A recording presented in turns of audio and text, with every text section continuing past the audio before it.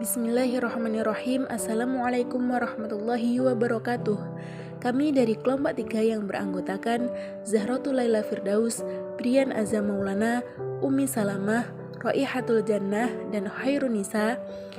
Di sini kami akan melakukan presentasi dengan judul Uji One Way ANOVA. Pembahasan kita kali ini adalah tentang pengertian uji One Way ANOVA, syarat-syarat uji One Way ANOVA, contoh uji One Way ANOVA, interpretasi dan kekurangan, serta kelebihan uji One Way ANOVA. One Way ANOVA.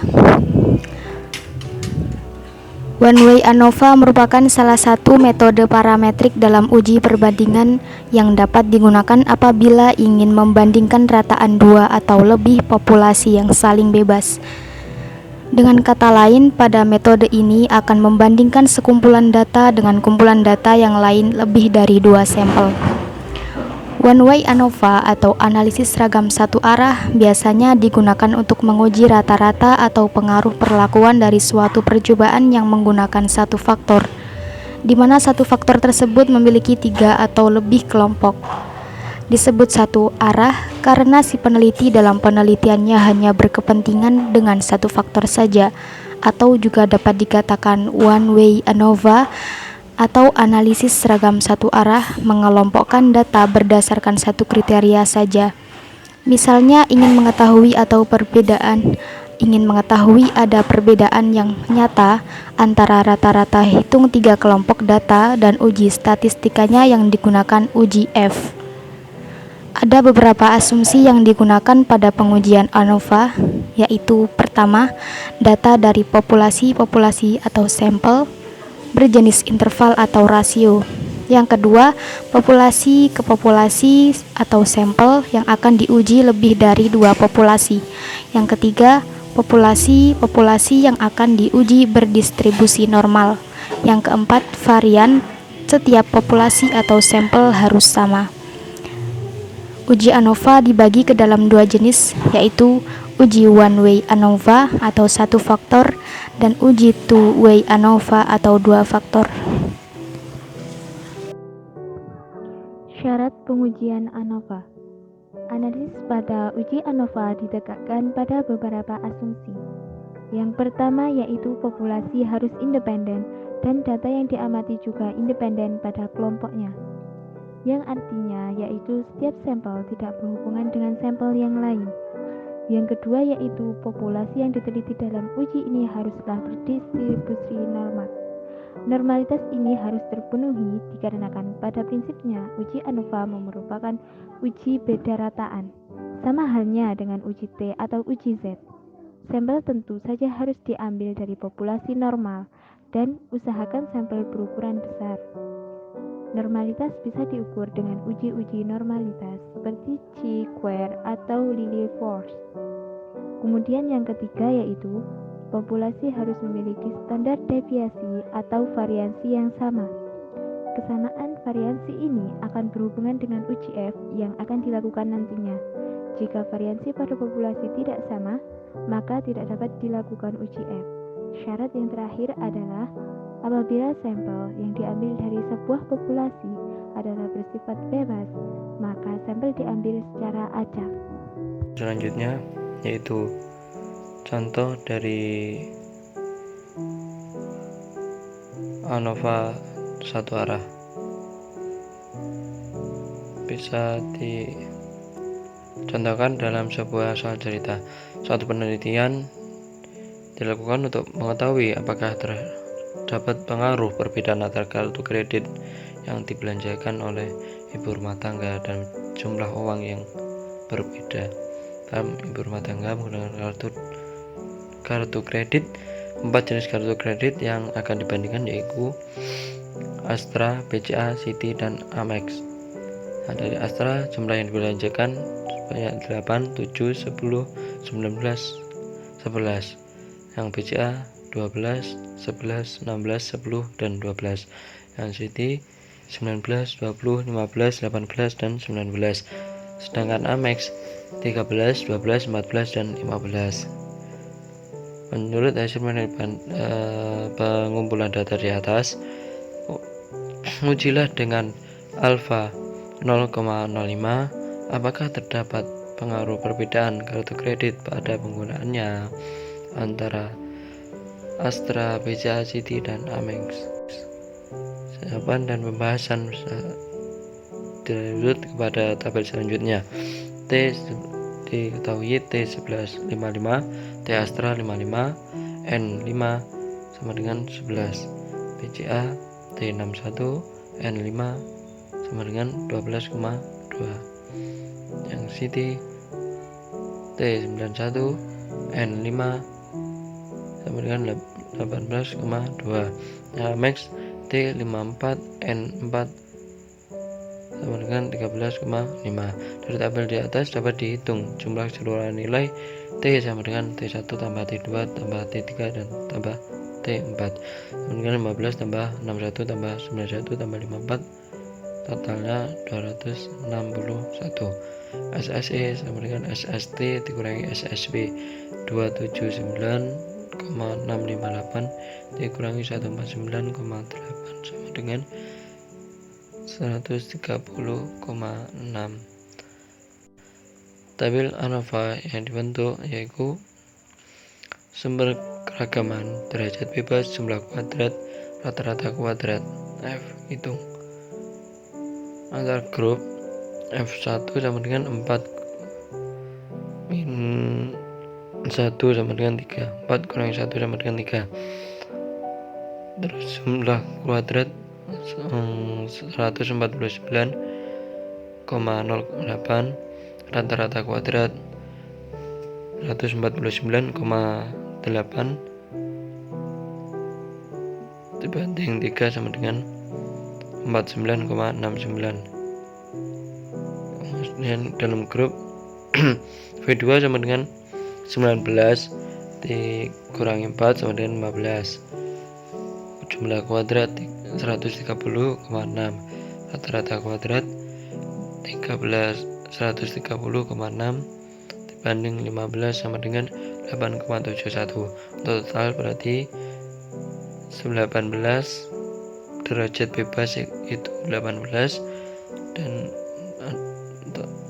dan jumlah kuadrat yaitu 279,68.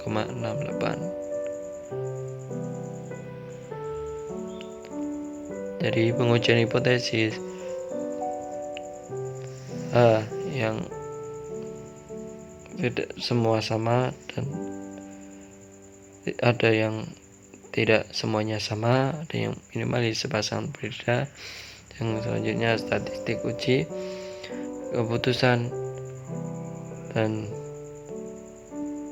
kesimpulan terdapat perbedaan pengaruh kartu kredit terhadap penggunaan uang yang dibelanjakan oleh ibu rumah tangga.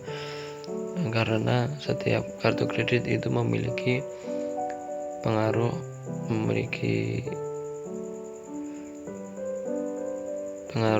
yang berbeda-beda. Saya sarankan untuk tetap membaca asumsi wajib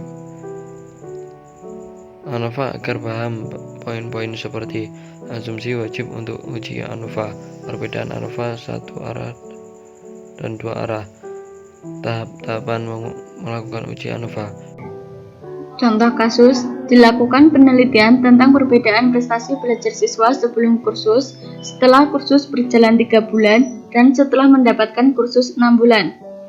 Proses pengambilan keputusan yaitu hipotesisnya HO, tidak terdapat perbedaan prestasi belajar dengan adanya kursus. HA, terdapat perbedaan prestasi belajar dengan adanya kursus.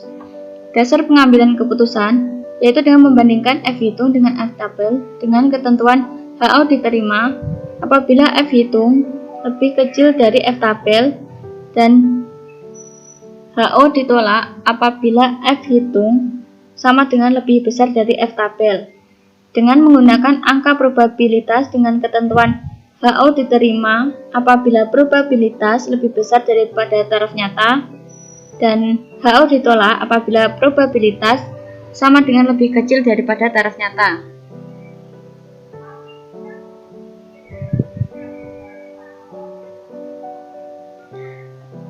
Berikut langkah-langkah menggunakan SPSS. Sebelumnya data ini sudah saya input terlebih dahulu. Jadi setelah diinput, kemudian klik Analyze, Components, kemudian OneWayNova. Nah, setelah muncul seperti ini pada kolom dependent list, kita isi prestasi belajar siswa, dan kolom faktor kita isi waktu. Kemudian kita klik post hoc dan kita aktifkan Bonferroni dan Tukey, yaitu gunanya untuk mengetahui perbedaan antara sampel satu dengan lainnya. Selanjutnya klik continue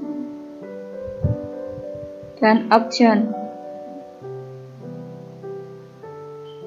Setelah muncul gambar seperti ini, kita aktifkan deskriptif untuk mendeskripsikan data ketiga sampel tersebut dan homogeneity of variance test untuk mengetahui varian ketiga sampel tersebut homogen atau tidak.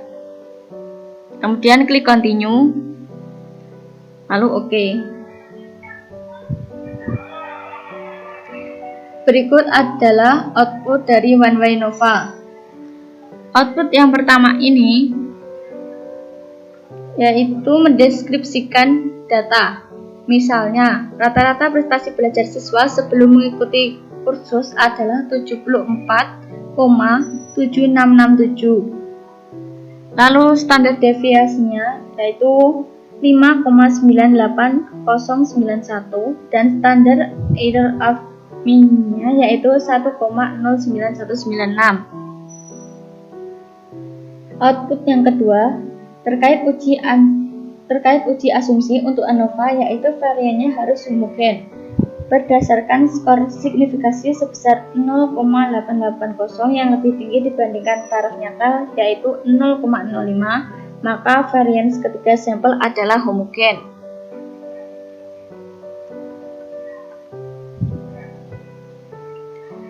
Output yang ketiga ini yaitu ANOVA terkait uji hipotesis. Skor F-nya sebesar 3,366. Karena F hitung lebih besar dibandingkan F tabel, maka HA diterima dan HU ditolak. Oleh karena itu, kesimpulan dari penelitian ini adalah terdapat perbedaan prestasi belajar dengan adanya kursus atau kursus berpengaruh terhadap prestasi belajar. Kesimpulan yang sama akan didapatkan ketika digunakan skor SIG sebesar 0,039 yang lebih kecil dibandingkan taraf nyata yaitu 0,05. Output yang keempat mendeteksi perbedaan. Output yang keempat ini mendeteksi perbedaan antar sampel. Untuk menentukan antar sampel mana yang berbeda secara signifikan, digunakan skor signifikansi dibandingkan dengan taraf nyata. Apabila skor signifikansi sama dengan kurang dari taraf nyata, maka antar sampel tersebut berbeda secara signifikan. Output ini memperlihatkan bahwa yang berbeda hanyalah prestasi belajar sebelum kursus dengan prestasi belajar setelah 6 bulan kursus sebesar 3,9000. Karena signifikansinya sebesar 0,034 yang lebih kecil dari taraf nyata yaitu 0,05, sedangkan antara prestasi belajar sebelum kursus dengan setelah kursus 3 bulan dan prestasi belajar setelah kursus 3 bulan dan setelah kursus 6 bulan ternyata tidak berbeda secara signifikansi karena skor signifikansinya yang lebih tinggi dibandingkan taraf nyata yaitu 0,05.